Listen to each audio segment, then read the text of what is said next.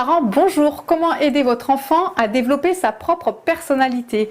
Évidemment, les générations au-dessus n'ont pas appris tout ça, c'est pour ça que c'est un peu tout nouveau, mais c'est fondamental. Tout d'abord, je vais vous dire qu'on va être dans l'absence de jugement. C'est très important d'accueillir ce qu'est votre enfant, c'est fondamental. Ensuite, on va accueillir aussi ses goûts. Si votre enfant vous dit qu'il n'aime pas la fraise ou les gâteaux, ou peu importe, de dire « Ah bah t'as tort, c'est vachement bon », ça n'a aucun sens. Chacun ses goûts, chacun ses préférences. On ne choisit pas tout ça vraiment, donc on accueille et du coup on ne juge pas. Ensuite, on va éviter les étiquettes qui sont improductives. J'ai déjà fait des vidéos à ce sujet. C'est très important de ne pas enclaver et enfermer les enfants dans des défauts qu'ils ne sont pas, puisque par exemple on a tous menti, on a tous eu une maladresse, on a tous eu, voilà, il y a plein de choses qu'on est et qu'on fait qui ne sont quand même pas nous. Donc il est important de se décoller de tout ça et de justement pas les enfermer. Quatrième et dernier point, on va accueillir ses émotions et ses ressentis. Ce que vous dit votre enfant lui est propre.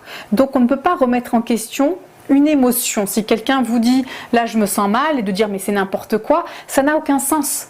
Cette personne, et en l'occurrence aujourd'hui votre enfant, est en train de vous dire quelque chose. Donc ça veut dire d'un qu'il vous fait confiance et ensuite qu'il a besoin d'être entendu et reconnu dans ce qu'il ressent. Donc il va falloir écouter et aller dans son sens pour comprendre justement le point d'impact, l'origine de tout ce qui se trame.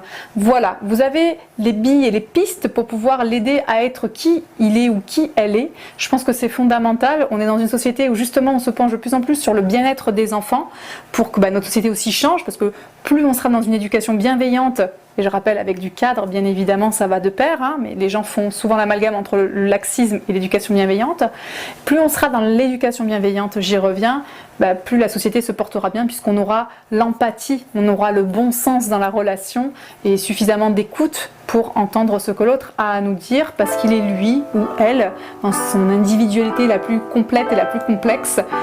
Et on ne pourra faire qu'une chose, accueillir tout ça. Je vous remercie de m'avoir écouté, n'hésitez pas à vous abonner à ma chaîne YouTube, je vous dis à bientôt, au revoir.